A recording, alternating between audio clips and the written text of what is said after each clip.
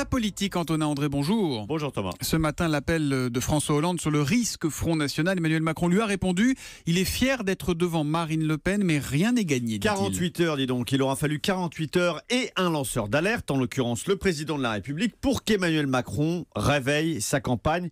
Lui qui le revendique, le droit de savourer sa victoire du premier tour.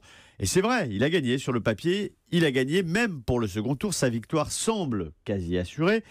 Mais l'enjeu n'est pas tant la victoire que de casser une dynamique FN qui tourne à plein régime. 6 400 000 voix en 2012, 6 800 000 voix au régional en 2015, 7 600 000 voix dimanche dernier. Combien le 7 mai, si Emmanuel Macron est élu avec un mince écart de voix? Alors il aura gagné certes, mais contre une Marine Le Pen et un FN en pleine dynamique. Ce sera une victoire à la Pyrrhus dans un pays fracturé. Le rassemblement du pays sera compromis, la majorité incertaine et la France probablement ingouvernable. Bon, la réponse d'Emmanuel Macron, c'est en quelque sorte, je vais me battre contre Marine Le Pen, mais à ma façon, à ma manière, avec mon style. Je suis le maître des horloges. C'est la réponse d'Emmanuel Macron et c'est une posture d'autorité.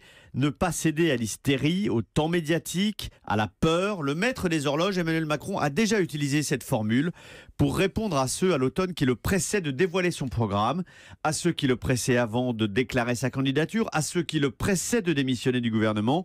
Il renoue avec une formule de François Mitterrand, donner du temps au temps, ne pas céder à la pression de l'événement, aux médias. Nicolas Sarkozy et François Hollande, eux, n'avaient pas résisté à ce rythme imposé par les chaînes d'infos, par l'actualité immédiate qui amène un chef d'État, par exemple, à dialoguer avec Leonarda.